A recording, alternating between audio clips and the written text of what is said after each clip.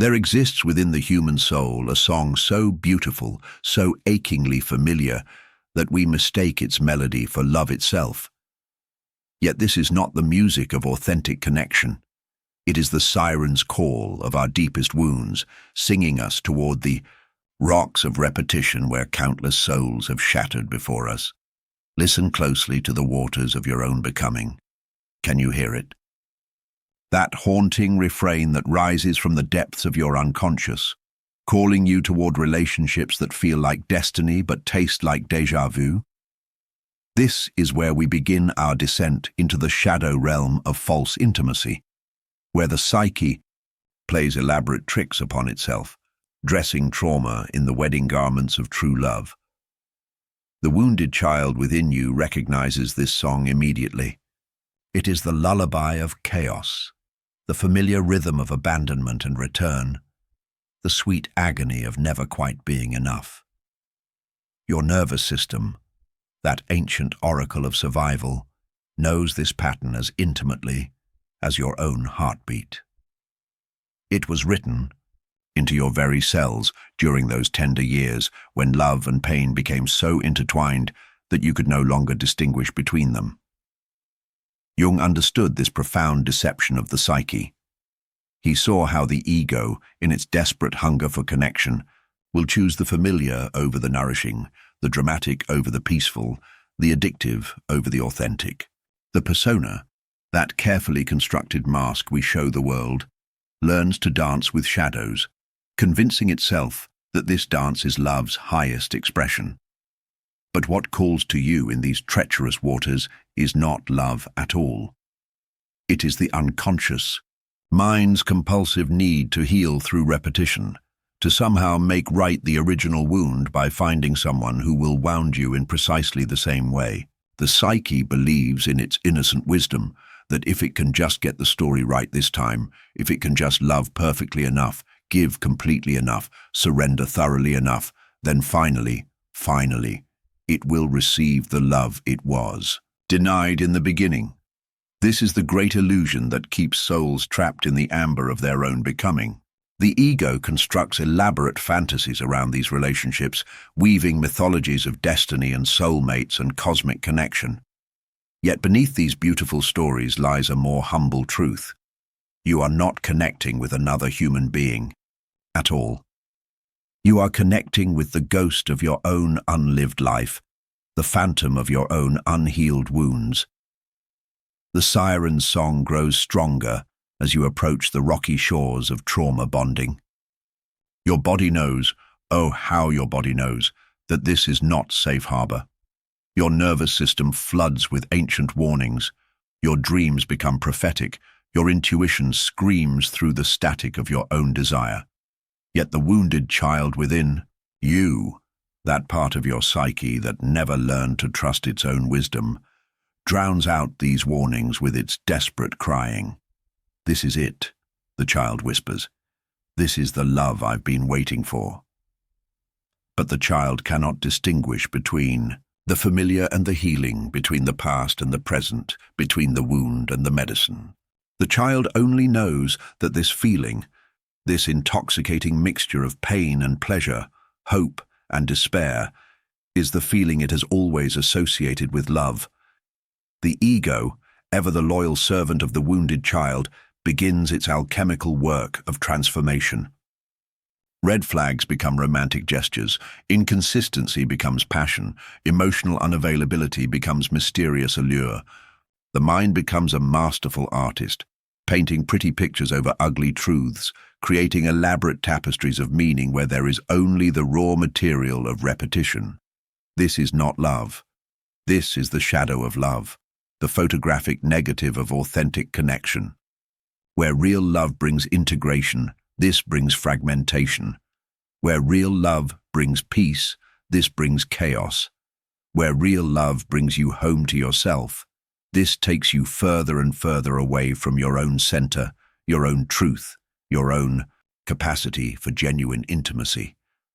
The siren's call promises everything the soul truly desires: to be seen, to be known, to be chosen, to be enough. yet it delivers only the familiar prison of childhood dynamics, dressed in adult clothing. The jailer wears the face of a lover, the prison bars are made of promises and potential, and the cell is decorated with the beautiful lie that this time will be different. Jung called this the compensatory function of the psyche, how the unconscious mind attempts to balance conscious attitudes through their opposite. The more desperately we seek love, the more powerfully we attract its shadow. The more we hunger for connection, the more we magnetize disconnection disguised as intimacy. The more we yearn for healing, the more we draw to ourselves the very wounds we seek to heal. And so the soul finds itself caught in the eternal return, sailing these same waters again and again, answering the same siren's call, crashing upon the same rocky shores. The ego tells itself that this is simply bad luck, poor timing, wrong people. But the deeper truth whispers from the depths. Until you learn to distinguish between the song of your wounds and the music of your healing, you will continue to sail these treacherous waters, mistaking the siren's call for love's true voice. C2. Time has come to listen more carefully, to hear beneath the beautiful melody, the grinding of bones against rocks, the cries of those who have sailed these waters before you. The time has come to recognize that what you thought was love calling you home may actually be trauma calling you back to the scene of the original crime, hoping this time to get the story right. In the grand theater of the wounded psyche, there exists a stage where love performs its cruelest deception. Here, beneath the velvet curtains of romantic longing, the soul becomes both audience and actor in a play that never ends, never satisfies, yet never allows the viewer to leave. This is the theater of intermittent reinforcement, where affection arrives not as the steady sunrise of authentic love, but as lightning, brilliant, unpredictable, and followed always by the rumbling darkness of withdrawal. The psychology of this theater is ancient and merciless. Just as the casino designer understands that the occasional jackpot creates more addiction than consistent winning, the wounded psyche learns to crave the random pellet of affection more desperately than any steady nourishment could inspire. Your dopamine pathways, those chemical highways of desire, become programmed for intermittence. The brain literally rewires itself to find the unpredictable more compelling than the reliable, the scarce more valuable than the abundant. But this is not the brain's original sin. This is the brain's adaptive response to an environment where love was rationed, where affection was currency controlled by another's mood, where your very worth was subject to the whims of giants whose own wounds dictated the emotional weather of your world. The child within you learned to find excitement in uncertainty because uncertainty was the only constant, learned to find passion in pain because pain was love's most frequent messenger. Watch how the theater operates. Act 1 opens with withdrawal. Subtle at first, perhaps. The text messages become shorter, the phone calls less frequent. The eyes that once held you like sacred scripture now glance away as if reading something far more interesting. Your nervous system, that exquisite early warning system, begins to sound its alarms. But you have learned not to trust these warnings. You have learned to call this feeling butterflies, to mistake your body's distress signals for the flutter of romantic excitement. The curtain falls on Act 1 with you questioning everything: your worth, your perception, your sanity. Did you imagine the closeness? Were you too needy, too much, too something? The ego scrambles to make meaning from chaos, to find patterns in randomness, to discover what you might have done wrong to shift the tide of affection. This is the intermittent punishment that teaches the soul to blame itself for another's inconsistency. Act 2 arrives like a thunderclap of redemption. The withdrawal ends as suddenly as it began. The phone rings with promises, the eyes return with intensity, the words flow like honey mixed with wine. I missed you, they say, and your dopamine receptors flood with relief so profound it feels like salvation itself. This is the intermittent reward that teaches the soul to forgive anything for the mere possibility of love's return. But notice what has happened in this carefully choreographed dance of approach and withdrawal. You have learned to associate intensity with intimacy, chaos with passion, relief with love. Your nervous system no longer recognizes the steady rhythm of authentic affection. It has been trained to crave the dramatic swing from famine to feast, from abandonment to rescue, from despair to euphoria. This is not love. This is biochemical manipulation disguised as romance. The intermittent reinforcement schedule creates the strongest behavioral conditioning known to psychological science.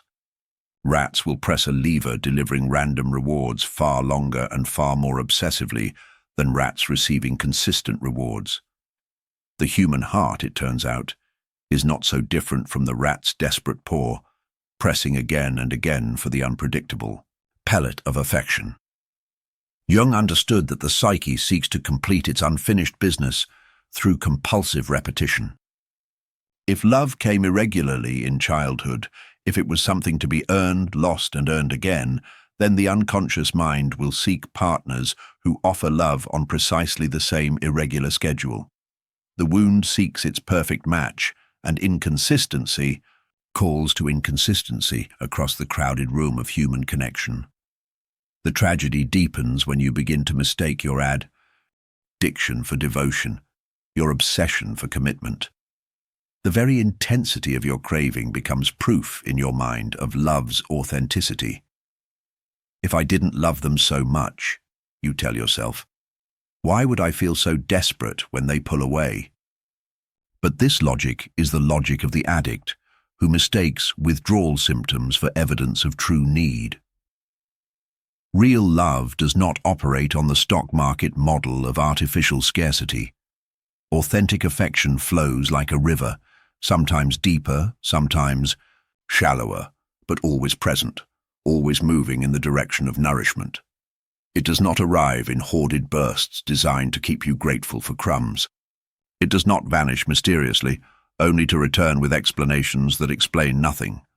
The theater of intermittent reinforcement trains the soul to find steady love, boring, predictable love, suffocating, consistent love somehow less than the dramatic peaks and valleys that have become your definition of passion. You learn to interpret someone's emotional availability as evidence that they must not really love you, because if they did, wouldn't they be inconsistent? Wouldn't they be mysterious? Wouldn't they keep you guessing? This is the cruelest deception of all, teaching the heart to reject its own healing. The psyche becomes so addicted to the chemical cocktail of intermittent affection that it literally cannot recognize authentic love when it appears. Kindness feels foreign, consistency feels suspicious, and genuine care feels somehow less real than the manufactured drama of approach and withdrawal. The curtain never falls on this theater because there is no resolution to be found in repetition. There is only the endless cycle of withdrawal and return, each performance leaving the soul a little more depleted, a little more convinced that love is something that must be chased rather than received, earned rather than given, hoarded rather than shared.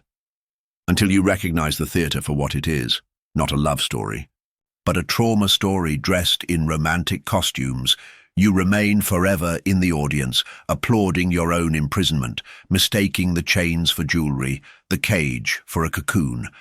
There is a terrain in the landscape of false intimacy where the ground itself becomes your enemy, where each step forward might be the one that sends you plummeting into the abyss of another's rage or silence. This is the quicksand of walking on eggshells, where the authentic self begins its slow suffocation beneath the weight of perpetual performance, where spontaneity dies and calculation takes its place at the altar of connection. In this shadow realm, you learn to read the atmospheric pressure of another's mood with the precision of a meteorologist. The slight tightening around their eyes becomes a storm warning. The pause before they speak becomes a tornado watch. The quality of their silence, for you learn there are many different silences, each with its own threat level, becomes the barometer by which you navigate each moment of each day. Your nervous system, that ancient guardian of survival, shifts into a state of perpetual hypervigilance. Every conversation becomes a chess match, where you must think 3 moves ahead, anticipating not just what you want to say, but how it might be interpreted, misinterpreted, weaponized, or used as evidence of your fundamental inadequacy. Your words, once the natural expression of your inner world, become carefully curated offerings placed upon the altar of another's instability. This is not the conscious choice of a strategic mind. This is the unconscious adaptation of a psyche that has learned that love is conditional upon perfection, that connection requires the complete erasure of anything that might disturb another's fragile equilibrium. The ego, in its desperate hunger for belonging, begins the systematic dismantling of authenticity, piece by precious piece. Watch how the transformation occurs. In the beginning, you might catch yourself mid-sentence, editing your thoughts in real time to avoid potential conflict. I was going to say this, you think, but perhaps that would be better. Soon, the editing happens before the thoughts even form. The authentic impulse to share excitement, to express disappointment, to voice a preference, dies in the womb of self-censorship before it can draw its first breath. Jung understood this process as the pathological development of the persona, that mask we wear to navigate the social world. In healthy relationships, the persona serves as a bridge between inner truth and outer expression, allowing us to share ourselves appropriately while maintaining our essential nature. But in the quicksand of trauma bonding, the persona becomes not a bridge, but a prison, not a tool for connection, but a mechanism of self-betrayal. Your authentic responses, the laugh that comes too loud, the opinion that differs from theirs, the moment of sadness that might dampen their mood, become classified as dangerous contraband. You learn to smuggle your real self through checkpoints of approval, hiding your truth in the false bottom of acceptable emotions. The customs agents of this relationship inspect every authentic impulse, confiscating anything that might threaten the precarious peace. The quicksand is not just the external demand for perfect behavior, it is the internal transformation that occurs when you begin to police yourself with the same hypervigilance once reserved for external threats.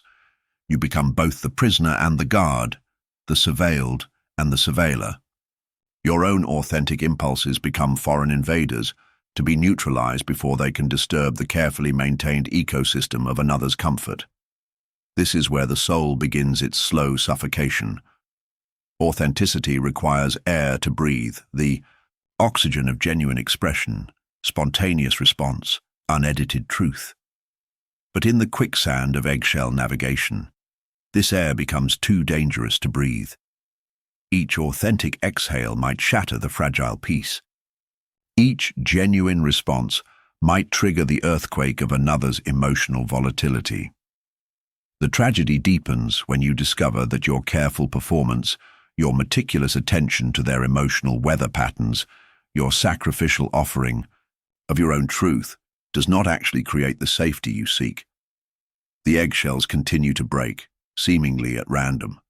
The storms come despite your best meteorological predictions.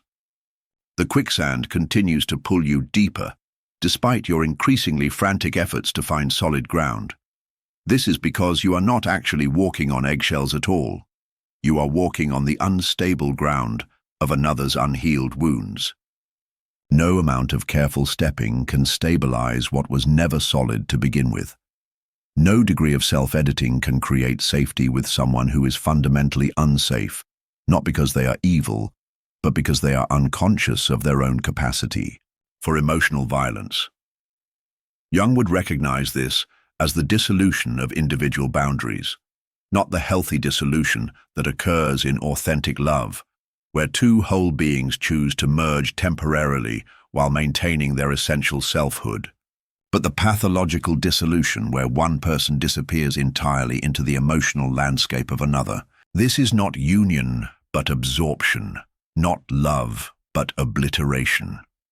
The authentic self, deprived of expression, begins to atrophy like a muscle unused. Your preferences become uncertain, your opinions become malleable, your very sense of self becomes negotiable. You wake up one day and realize you no longer know what you actually think, feel, or want, because these have become secondary to the primary directive of maintaining another's emotional equilibrium. The quicksand teaches you to mistake hypervigilance for love, self-erasure for devotion, survival for intimacy. You learn to call your anxiety caring deeply, your loss of self being considerate, your chronic state of walking on eggshells being sensitive to their needs. The soul knows better. It recognizes this as spiritual suffocation, but the voice of authentic knowing becomes fainter and fainter beneath the noise of perpetual performance. This is not love's natural territory. Love does not require the death of authenticity as the price of admission. Love does not demand that you become a ghost of yourself in order to deserve connection. Love does not transform the ground beneath your feet into quicksand, where every natural movement becomes a potential catastrophe. True love creates solid ground where authenticity can flourish, where your genuine responses are welcomed rather than weapons, where the eggshells dissolve because there was never any real fragility to protect, only the beautiful, resilient truth of two whole beings choosing to share their wholeness. But first, you must recognize the quicksand for what it is, not love's testing ground, but trauma's theater of operations, where the self learns to sacrifice itself on the altar of another's unhealed wounds. In the hidden laboratory of the wounded psyche, there exists an alchemy so sophisticated, so artfully crafted, that it would make the medieval masters of transmutation weep with envy.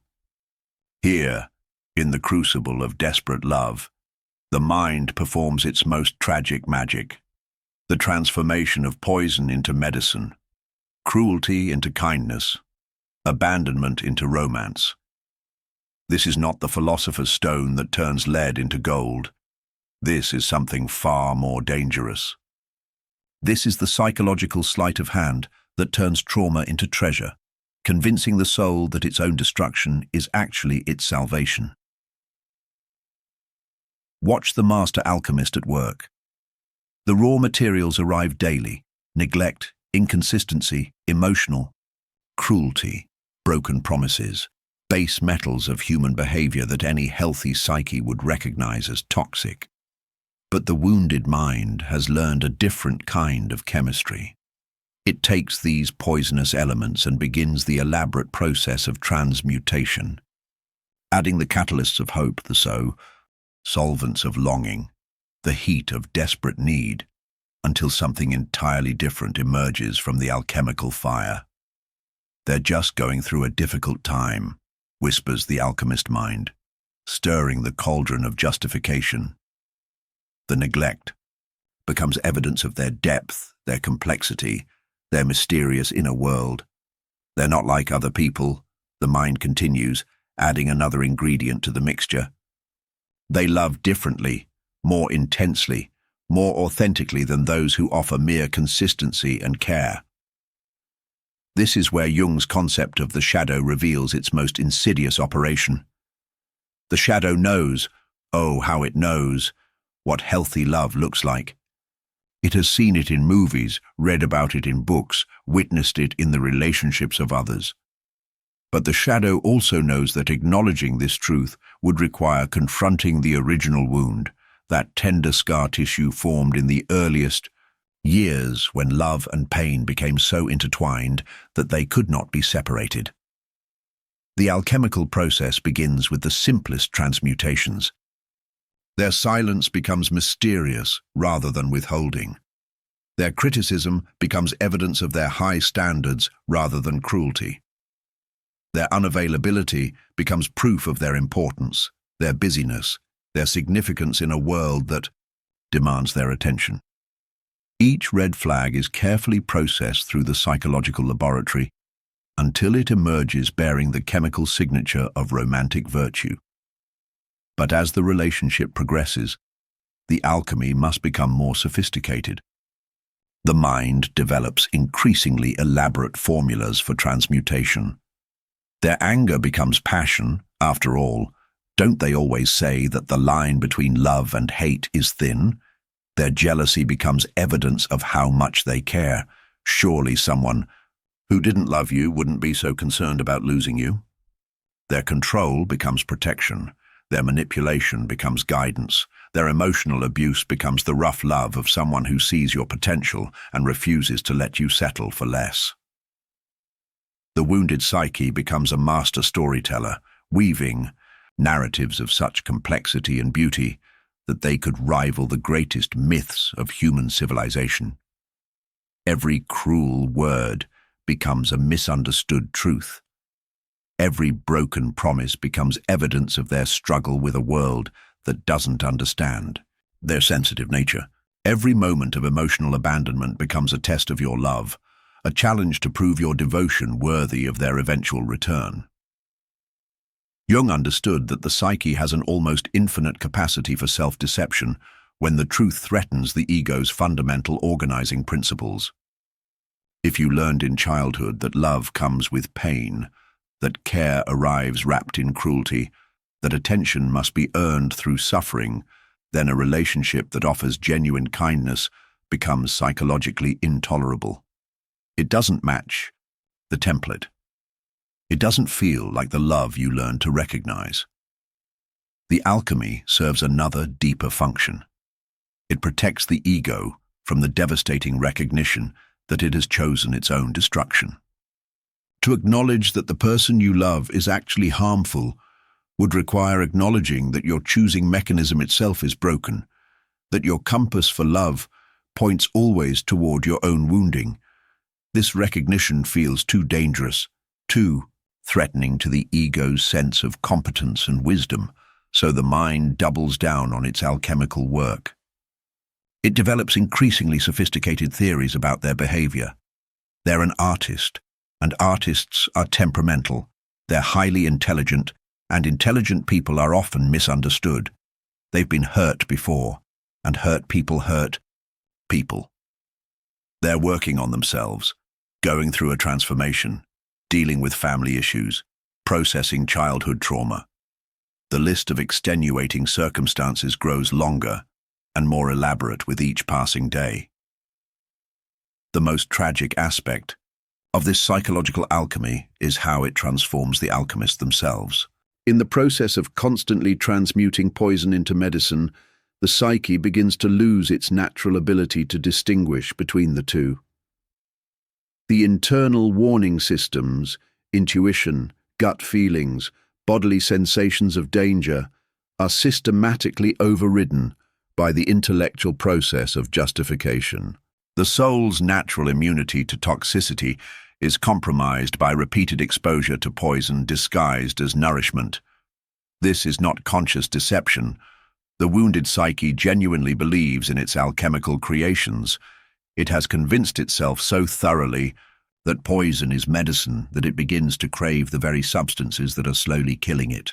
The mind learns to interpret the symptoms of poisoning, anxiety, depression, loss of self-worth, chronic confusion, as evidence that the medicine is working, that the transformation is taking place, that love is simply more challenging and profound than others realize.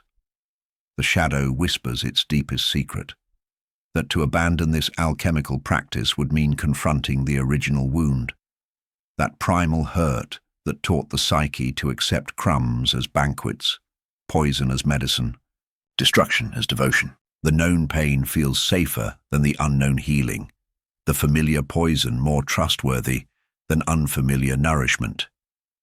But alchemy, true alchemy, is not about transforming poison into medicine through elaborate mental gymnastics.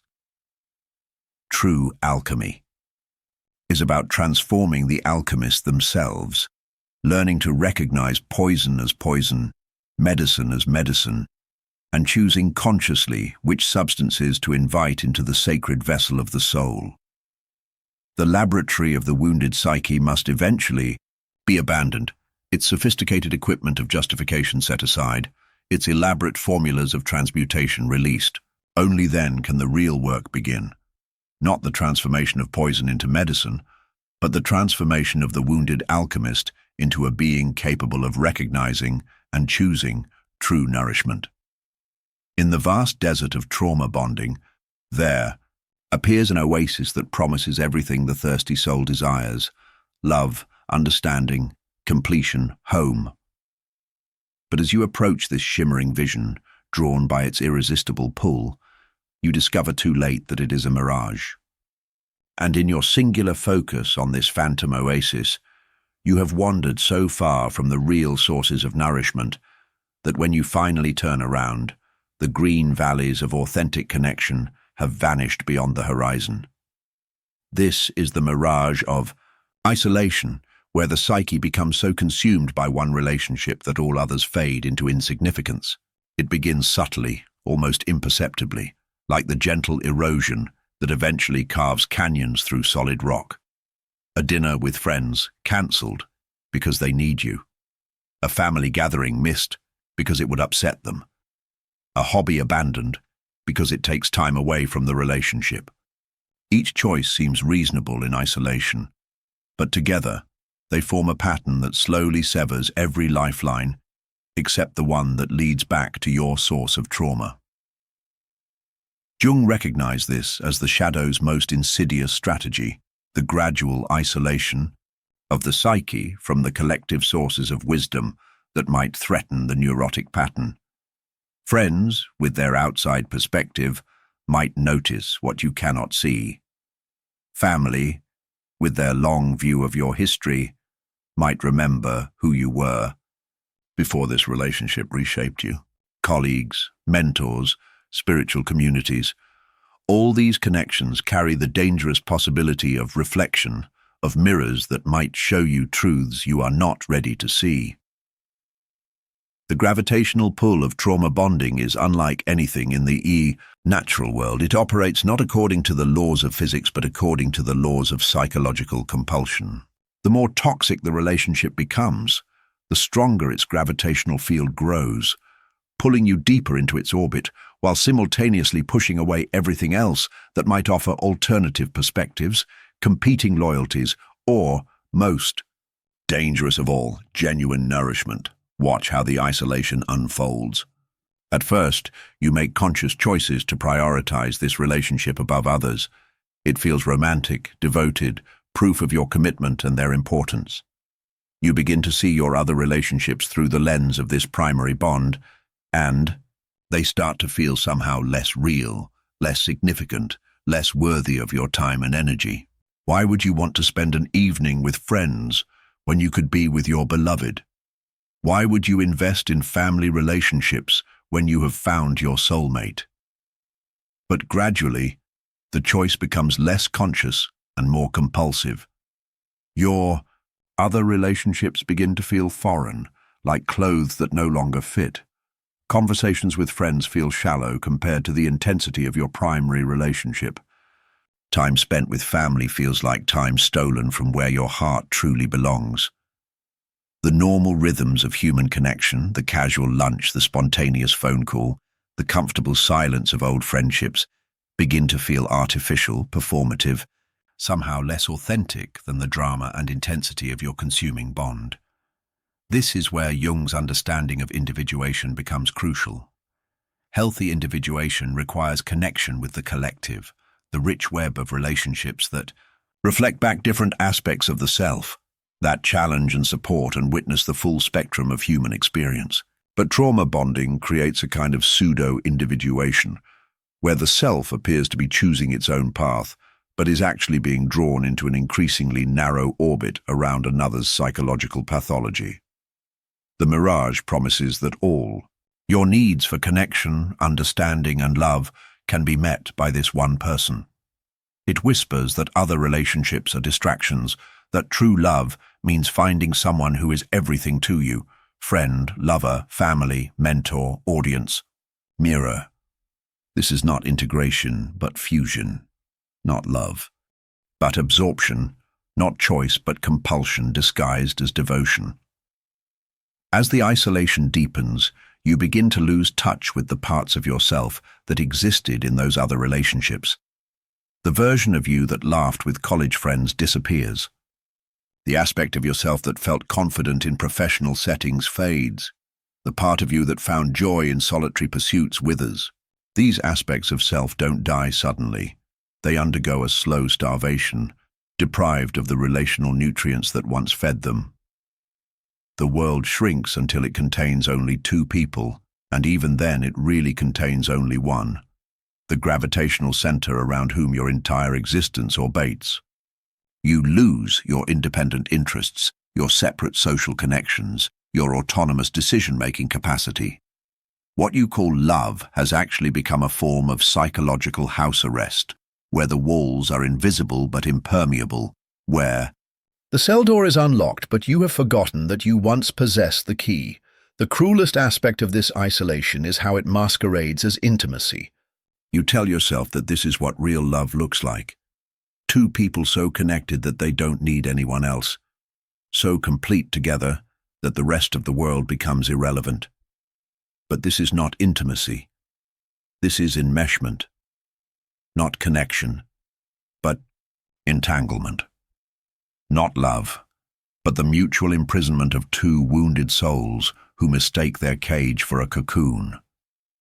Jung understood that the psyche, when caught in pathological patterns, will sacrifice everything to maintain those patterns, even when the cost is the slow death of the authentic self.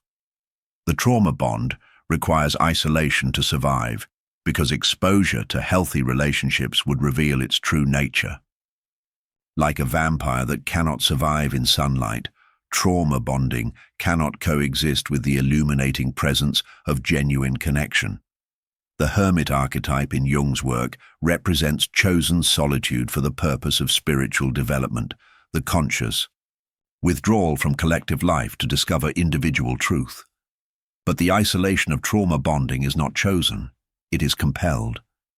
It serves not individuation, but its opposite, the gradual dissolution of individual identity into the gravitational field of another's unconscious patterns. Friends stop calling because you are never available. Family members grow tired of competing with your consuming relationship for scraps of attention. Professional relationships suffer because your emotional energy is entirely devoted elsewhere. Slowly, imperceptibly, you become a ghost in your own life, present in body but absent in spirit, tethered not to your own center, but to the unstable orbit of another's psychological chaos. The mirage shimmers in the distance, always promising fulfillment just ahead, while behind you the real oases of connection grow smaller and smaller until they disappear entirely, leaving you alone in a desert of your own making, thirsting for the very nourishment you abandoned, in pursuit of a love that was never there at all.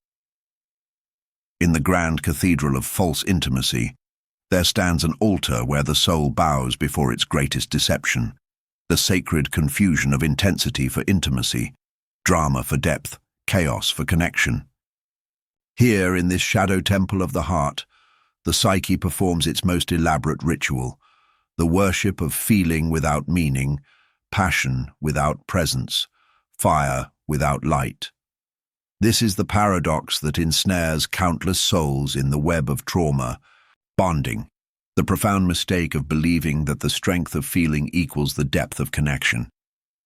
The wounded psyche, starved for authentic intimacy, but terrified of its vulnerability, creates instead a magnificent theater of emotion so powerful, so overwhelming, so undeniably present that it must surely be love's truest expression.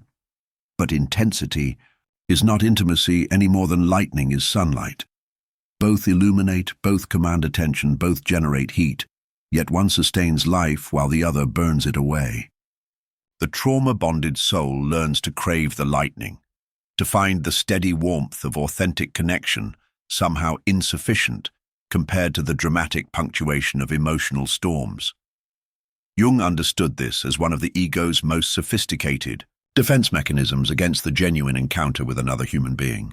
True intimacy requires the death of the false self, the dissolution of the persona's protective barriers, the terrifying vulnerability of being seen completely.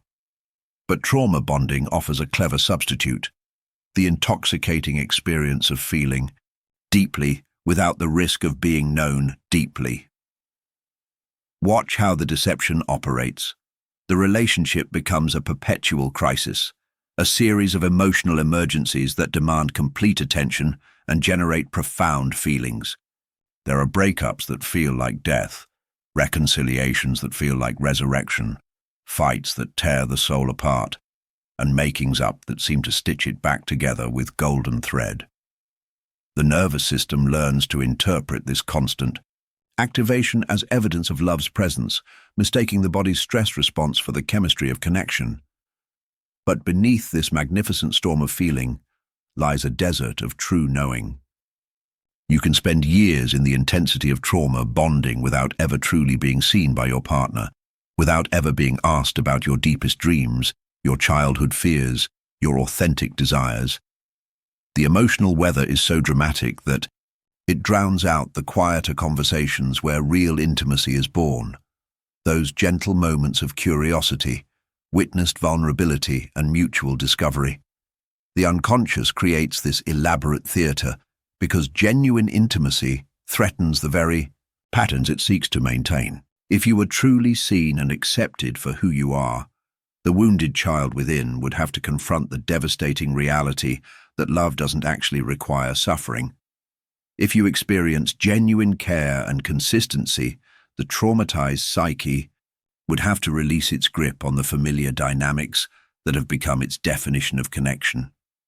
So instead, the shadow constructs relationships of magnificent intensity, but profound emptiness.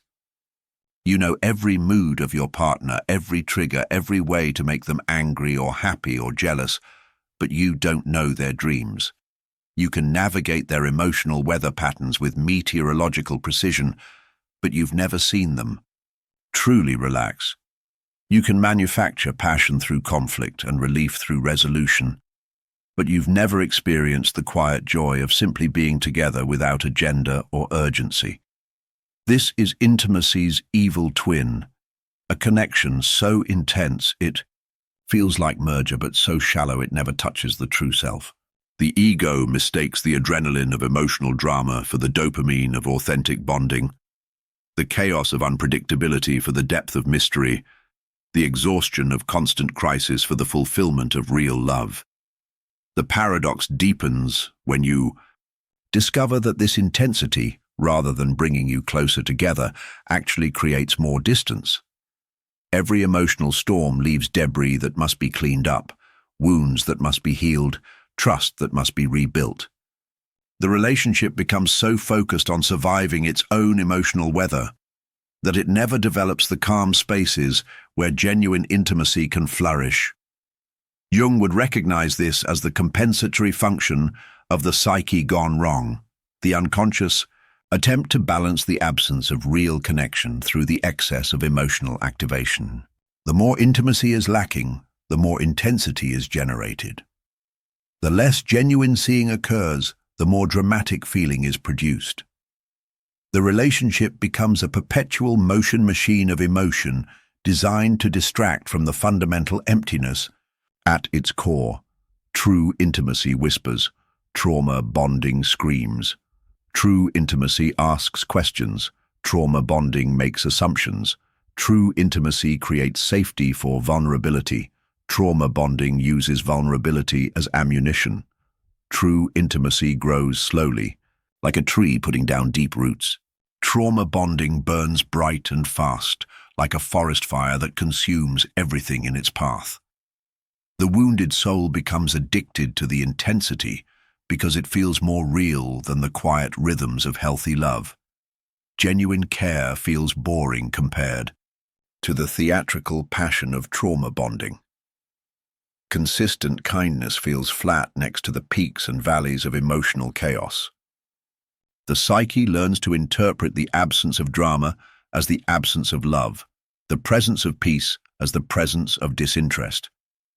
This is how the ego protects itself from the ultimate vulnerability, being truly known and chosen not for your performance, your intensity, your ability to generate feeling, but simply for the quiet truth of who you are beneath all the emotional theater. The shadow whispers that such acceptance is impossible, that you must earn love through the magnitude of your feelings, the drama of your devotion, the intensity of your need.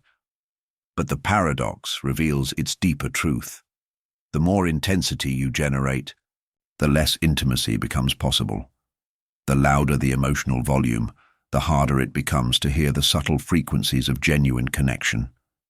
The more the relationship becomes about managing feelings, the less it becomes about sharing souls. The cathedral of false intimacy must eventually be abandoned, its altar of intensity left behind.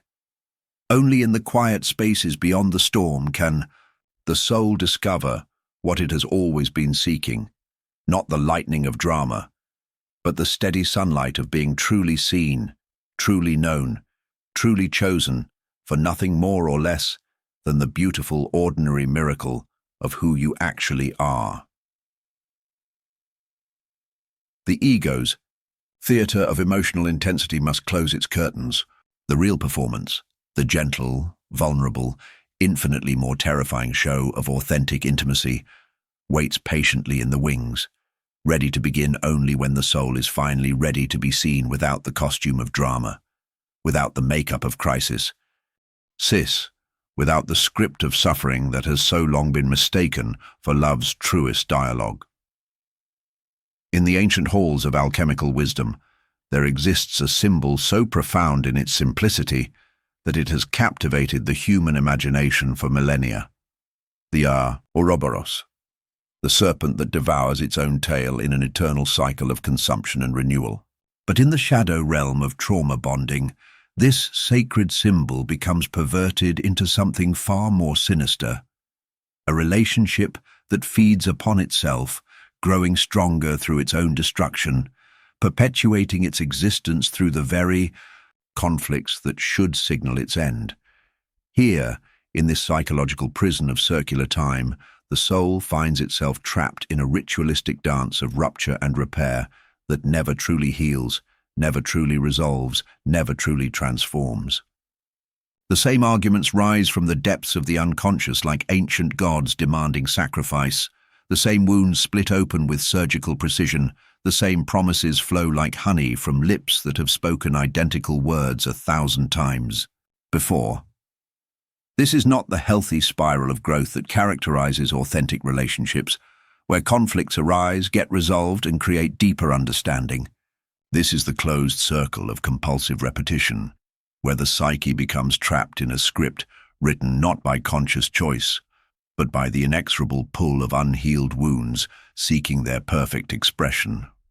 Jung understood this as the eternal return of the unconscious, the way traumatized patterns seek to complete themselves through endless repetition, believing that somehow, this time, the story will end differently. The wounded child within each partner carries the original script of betrayal, abandonment, or violation, and unconsciously choreographs each conflict to replay these primal dramas with meticulous precision. Watch how the Ouroboros operates in the realm of trauma bonding. The cycle begins with a period of relative calm, a false peace that feels like healing, but is actually just the serpent gathering strength for its next feast. Then comes the triggering event, often something so small that rational minds would dismiss it as insignificant, but rational minds are not in control here. The unconscious is directing this play, and it knows exactly which buttons to press to activate the ancient program. The argument that follows is never really about the present moment.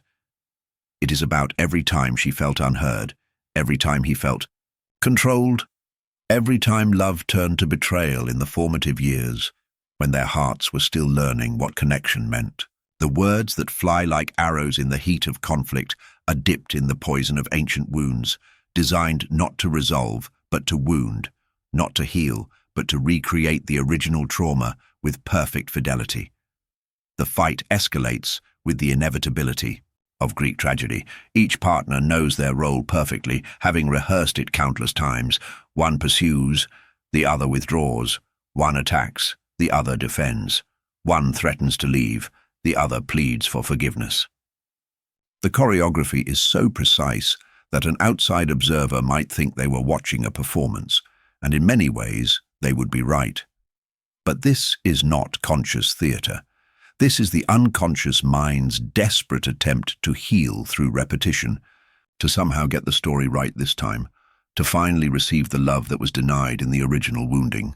The argument becomes a ritual reenactment of childhood dynamics, with each partner playing multiple roles, sometimes the wounded child, sometimes the unavailable parent, sometimes the rescuer, sometimes the persecutor. The serpent devours its own tail when the conflict reaches its crescendo and begins to consume itself. The very intensity that feeds the fight eventually exhausts it. Harsh words are spoken that cannot be taken back. Boundaries are crossed that should never be violated. The relationship bleeds from wounds that are simultaneously fresh and ancient, new and endlessly familiar. Then comes the reconciliation, the serpent's tail beginning to regenerate even as it is being consumed. The apologies flow like water after drought, carrying promises of change, vows of transformation, pledges that this was the last time, that now they understand, that love will conquer all. The wounded child in each partner cries out for this. Healing grasps at these promises like a drowning person reaches for driftwood, but the healing is superficial, a bandage placed over a gangrenous wound. The promises are sincere in the moment they are made, but they are promises made by the conscious mind, while the unconscious remains unchanged, still carrying the original script, still waiting for its next cue to begin the performance again. Chapter 4. Ouroboros reveals its cruelest truth. The very act of reconciliation plants the seeds of the next conflict. Each time the couple reunites without addressing the deeper patterns, they reinforce the cycle. The unconscious learns that the most reliable way to experience love is through the drama of loss and recovery, conflict and resolution, separation and reunion. The relationship becomes addicted to its own destruction and reconstruction. The partners learn to mistake the intensity of make-up sessions for genuine intimacy, the relief of reconciliation for authentic love, the temporary calm between storms for lasting peace. They begin to feel most alive, most connected, most in love precisely when they are in the process of destroying and rebuilding their bond. Jung would recognize this as the shadow's most sophisticated trap, the way unhealed wounds create relationships that feel deeply meaningful precisely because they are deeply destructive, the soul mistake, the familiar agony of repetitive conflict for the profound work of love, not understanding that true love creates new patterns rather than endlessly repeating old ones. The serpent grows fat on its own flesh, but it never truly nourishes itself. Each cycle of conflict and reconciliation leaves the relationship a little more depleted, a little more fragile, a little more dependent on the drama to feel real. The partners become like addicts, needing increasingly intense conflicts to generate the same rush of reconciliation, the same temporary high of feeling truly connected. The Ouroboros of repetitive conflict cannot be broken through more conflict, cannot be healed through more dramatic reconciliations. It can only be transcended when both partners recognize the ancient script they are following, acknowledge the childhood wounds that are writing their adult relationship, and choose consciously to step out of the circular dance of destruction and into the linear path of genuine healing. The serpent must release its own tail, must choose hunger over the illusion of nourishment, must face the terrifying prospect of linear time where growth is possible, where change is real, where love doesn't require the sacrifice of the self to feel authentic. Only then can the relationship escape the prison of repetitive conflict and discover what lies beyond the Ouroboros. The possibility of love that creates rather than consumes, that builds rather than destroys, that writes new stories rather than endlessly repeating the old ones. In the ancient language of the body, there exists a wisdom far older than conscious thought, a knowing that predates the ego's elaborate constructions and the mind's sophisticated rationalizations. This is the wisdom of the nervous system, that primordial sentinel that has kept our species alive through millennia of genuine threats. And when love becomes the source of chronic anxiety rather than peace, this ancient oracle begins to speak in symptoms that the conscious mind works desperately to ignore. Your body knows. Oh, how your body knows. While your mind spins beautiful stories about destiny and soulmates and love that transcends ordinary understanding, your nervous system sounds alarms that would make air raid sirens seem like whispers. The cellular memory of safety recognizes its opposite with pristine clarity, even as the wounded psyche insists that this trembling, this hypervigilance, this constant state of activation is simply the price of loving someone so deeply. Sleep, that sacred doorway between conscious and unconscious realms, becomes a battleground where anxiety wages war against rest. Your mind may tell you that you're simply excited about your beloved, but your nervous system knows the difference between the gentle anticipation of healthy love and the jagged activation of chronic threat.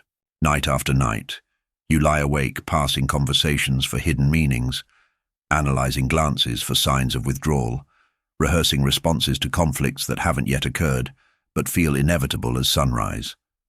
Jung understood that symptoms are the psyche's attempt to restore balance, to speak truths that consciousness refuses to hear.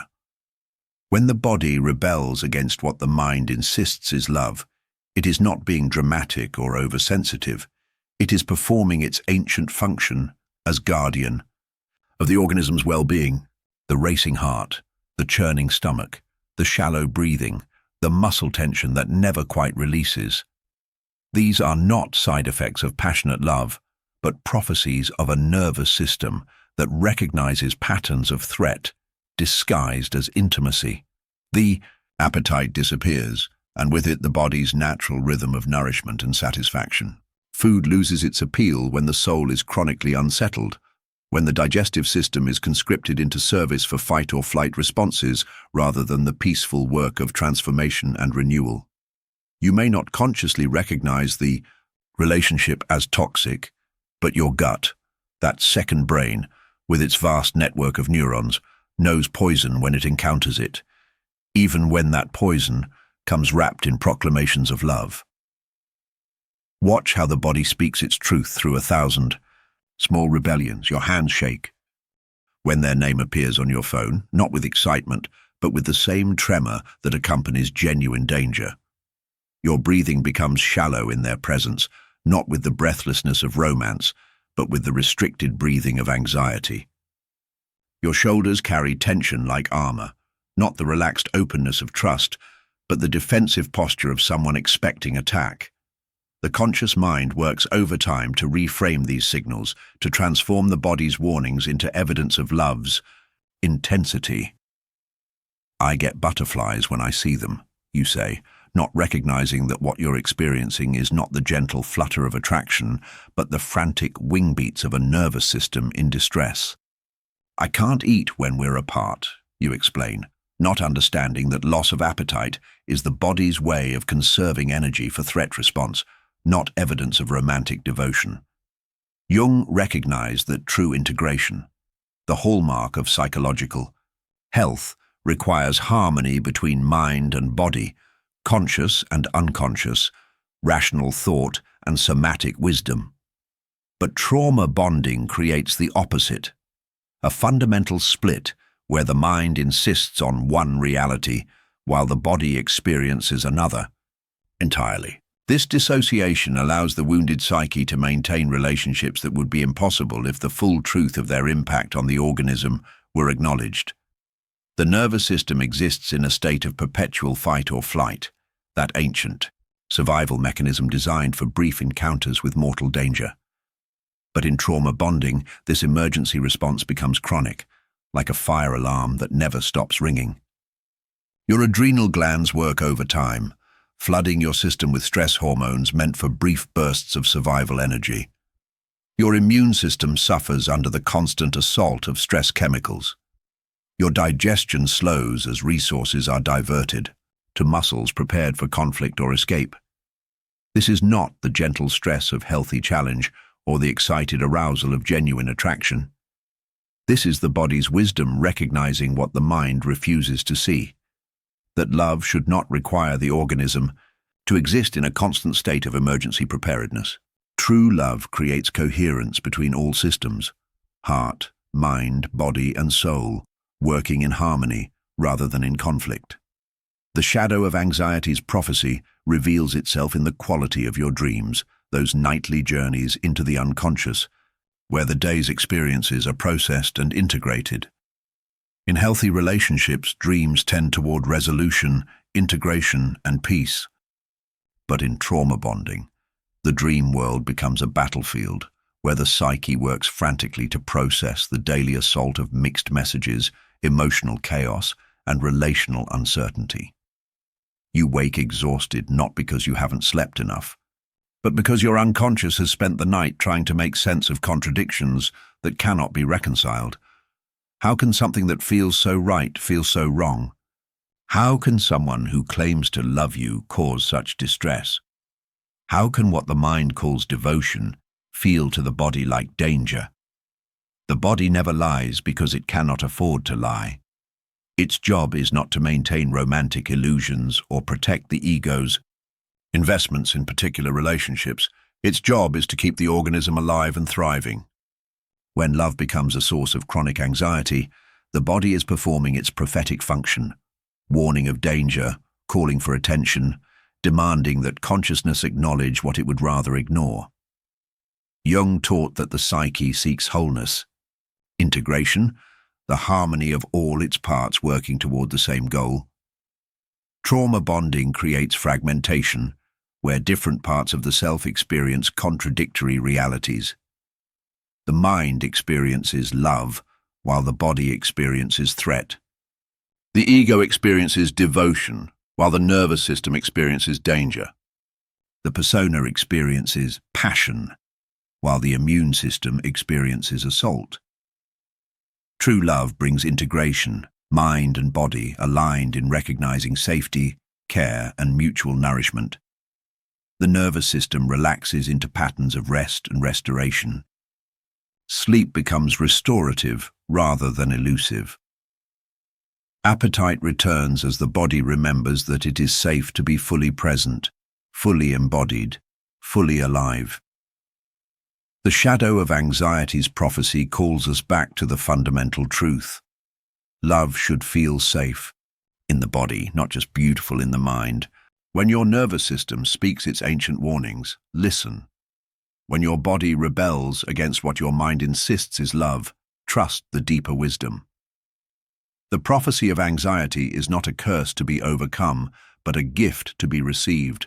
The body's loving attempt to guide you back to relationships that honor not just your heart's desires, but your organism's deepest need for safety, peace, and authentic nourishment. In the deepest chambers of the wounded psyche, there lives a phantom limb, not of flesh and bone, but of soul and spirit. This is the phantom pain of feeling incomplete, the aching absence of something that was never truly missing, the desperate hunger for wholeness that can never be satisfied by another human being. Here, in this shadow realm of codependent fusion, the soul abandons its sacred journey toward individuation and instead becomes a beggar at the altar of another's being, seeking in external union what can only be found through internal integration. The phantom pain manifests as a chronic ache that seems to emanate from the very core of existence, a sense that something essential is missing, that you are fundamentally incomplete without the presence, attention, or love of another. This is not the gentle longing of one whole being for another, but the desperate grasping of a fragment seeking its missing piece, the compulsive need that masquerades as love, but is actually the ego's refusal to do the work of becoming whole. Jung understood this as the shadow side of the anima and animus, those inner masculine and feminine aspects that, when properly integrated, create wholeness within the individual psyche. But in trauma bonding, these internal dynamics are projected outward, creating the illusion that completion can be found through merger with another person. The wounded soul looks to its beloved to provide not just love, but identity, purpose, meaning, and the very ground of being itself. Watch how the phantom pain operates in the landscape of the heart. When your beloved is present, when their attention is focused on you, when their love flows in your direction, you experience a temporary cessation of the ache. The phantom limb stops hurting. The sense of incompleteness lifts like fog before sunrise. You feel whole, complete, real, as if you exist fully only in the reflection of their gaze, only in the warmth of their approval, only in the confirmation of their choice to be with you. But this relief is as temporary as it is intoxicating. The moment their attention shifts, the moment they turn inward or outward toward other concerns, the phantom pain returns with vengeance.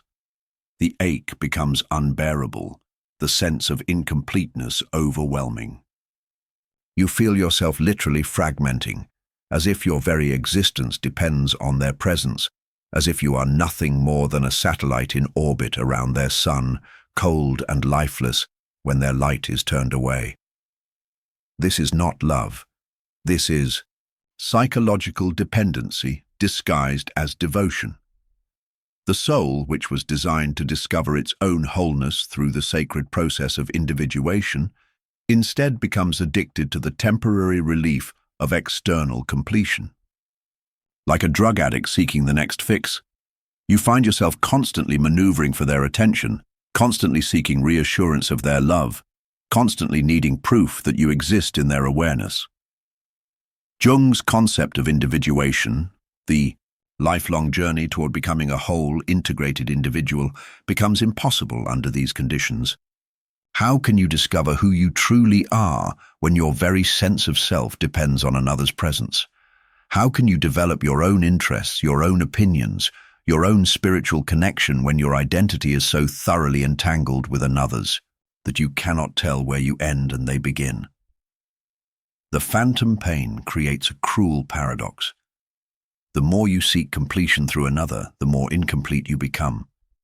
Each time you experience that temporary relief of feeling whole in their presence, you reinforce the neural pathways that tell you wholeness is impossible alone.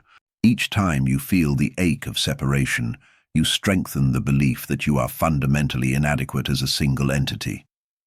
The wounded psyche becomes convinced that this desperate need is evidence of great love, that this inability to exist peacefully without another is proof of deep connection. "I can't live without them" becomes not a warning sign of unhealthy attachment, but a romantic declaration of ultimate devotion. The phantom pain is interpreted as the natural result of finding your other half, not recognizing that this very concept, that humans are incomplete without romantic partnership, is itself a wound masquerading as wisdom. True love, Jung knew, could only emerge between two beings who had done the work of becoming whole within themselves. When two complete individuals choose to share their completeness, they create a relationship that enhances rather than completes, that adds rather than fills, that enriches rather than saves. Each person remains tethered to their own center while choosing to create a shared center together. But the phantom pain of incompleteness creates relationships of mutual rescue, where two drowning people drag each other deeper beneath the waves, while calling it love. Neither person can offer genuine support because both are desperately seeking it. Neither can provide solid ground because both are sinking in the quicksand of their own unhealed wounds. The addiction to external completion becomes so strong that the soul literally Ruggets how to exist independently. Time alone becomes intolerable because it brings face-to-face contact with the phantom pain, the aching sense of incompleteness that feels like death itself. Activities that once brought joy become meaningless, without the beloved's presence to witness and validate them. The simple act of being alone with oneself, which should be the foundation of all healthy relationships, becomes a torment to be avoided at all costs. This is where the shadow reveals its deepest deception, convincing the soul that its natural state is incomplete, that wholeness is a luxury available only to those lucky enough to find their perfect match. The phantom pain becomes so familiar that it feels like home, so constant that it becomes invisible, so much a part of identity that imagining life without it feels like imagining life without breath. The wounded psyche cannot distinguish between the phantom pain of incompleteness and the genuine longing for connection that characterizes healthy relationships. It mistakes desperation for desire, neediness for love, codependency for intimacy. The soul becomes so accustomed to existing in a state of perpetual hunger that it cannot recognize nourishment when it appears. But the phantom pain is not permanent. It is a symptom of the soul's disconnection from its own wholeness. The missing piece is not another person, but the abandoned parts of the self, the disowned aspects of identity, the unlived potentials that were sacrificed in the name of seeking completion through another. Jung's path of individuation calls the soul back to its own center, back to the sacred work of becoming whole, not through union with another, but through integration of all aspects of the self. The phantom pain begins to heal when the soul stops seeking its missing pieces in external relationships and begins the archaeological work of recovering its own buried treasures. True love can only emerge when the phantom pain of incompleteness is healed, when two whole beings choose to share their wholeness rather than two fragments seeking completion through merger. Only then can the soul discover that it was never actually incomplete. It was simply looking for itself in all the wrong places, seeking in the beloved what could only be found through the patient, tender work of learning to love the self completely. The phantom limb of the soul reveals its ultimate truth. What aches is not the absence of another, but the absence of the self from its own life. The completion you seek is not waiting in someone else's arms. It is waiting in the courageous embrace of your own becoming. In the deep chambers of the psyche, where love and fear dance their eternal waltz, there exists a crucible of transformation, so potent, so deceptive, that even the wisest among us may mistake its fire for warmth. Here, in this sacred vessel of human connection, control undergoes its most cunning metamorphosis, shape-shifting into the very appearance of love itself. Watch how the shadow works its ancient magic. See how it takes the raw material of our deepest terror, the primal fear of abandonment that lives in the marrow of every human bone, and transforms it into what appears to be its opposite. Jealousy dons the mask of devotion, its green eyes gleaming with what it claims is passionate love. "I cannot bear to lose you," it whispers, and in that whisper we hear not the voice of possession, but the song of the heart. Yet beneath this melody lies the deeper truth, the ego's desperate attempt to grasp what cannot be held, to own what can only be freely given. Possessiveness wraps itself in the cloak of protection, speaking in the language of guardianship. "I only want to keep you safe," it murmurs, as it builds invisible walls around the beloved, walls that grow higher with each passing day until they become a prison disguised as a sanctuary.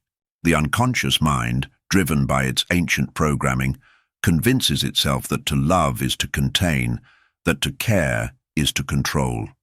It knows not that in seeking to protect the flower, it crushes the very petals it claims to cherish. And manipulation, how artfully it masquerades as care. It speaks in the tongue of concern, wears the face of nurturing, moves with the gestures of love. This is for your own good, it says, as it slowly erodes the foundation of another's autonomy. I know what's best for you, it declares, as it replaces authentic choice with the illusion of care. The shadow has learned well how to use the language of love to serve the purposes of power. In this crucible of trauma bonding, we witness one of the most profound paradoxes of human relationship. Both souls become simultaneously the jailer and the prisoner, the controller and the controlled. Each believes themselves to be the victim of the other's power, yet each wields their own invisible chains.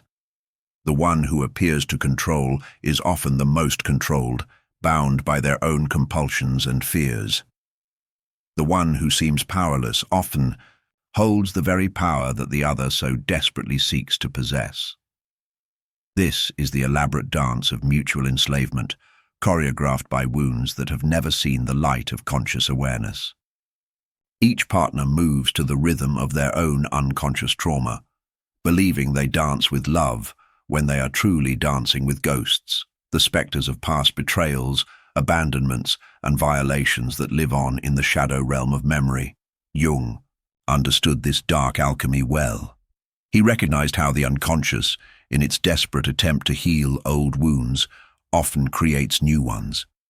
The psyche that has known abandonment will do anything to prevent its return, even if that anything means sacrificing the very freedom that authentic love requires. It will trade the expansive sky of genuine intimacy for the cramped cage of control, believing that a love possessed is better than a love lost. But the shadow's attempt to achieve union through domination is doomed from its very conception. True union, the mystical marriage of souls that Jung called the conjunctio, cannot be forced or manufactured. It cannot be achieved through the mechanics of control or the strategies of manipulation. It emerges only in the fertile soil of mutual freedom, watered by the tears of vulnerable surrender. The shadow does not understand this sacred truth. It believes that if it can only control enough variables, manipulate enough outcomes, possess enough of the other's being, then love will be secure. It does not comprehend that love, like a wild bird, dies the moment it is caged. The very act of grasping kills what it seeks to hold. In the theater of trauma bonding, we see played out the eternal conflict between the ego's desire for security and the soul's need for freedom. The ego, terrified of loss, will sacrifice authenticity for the illusion of permanence. It will choose the known pain of limitation over the unknown joy of liberation. It will accept a counterfeit love rather than risk the vulnerability that genuine love demands. Yet even in this darkness, the light of consciousness can penetrate. Even in the depths of this mutual enslavement, the possibility of freedom remains. For when we begin to see the chains for what they are, not bonds of love but bonds of fear, we take the first step toward breaking them. When we recognize that our attempts to control another arise not from love, but from our own unhealed wounds, we open the door to genuine transformation. The alchemy of control disguised as care can be transmuted into something far more beautiful. The alchemy of love that sets free. But this requires the courage to face our own shadows, to acknowledge the ways we have confused possession with love, manipulation with care. It demands that we learn the difference between the ego's grasping and the heart's offering, between the shadow's domination and love's invitation to dance in the spaciousness of mutual freedom. Only when we release our death grip on control can we discover what it truly means to love, not as jailer and prisoner, but as two free souls choosing moment by moment to journey together through the vast mystery of existence.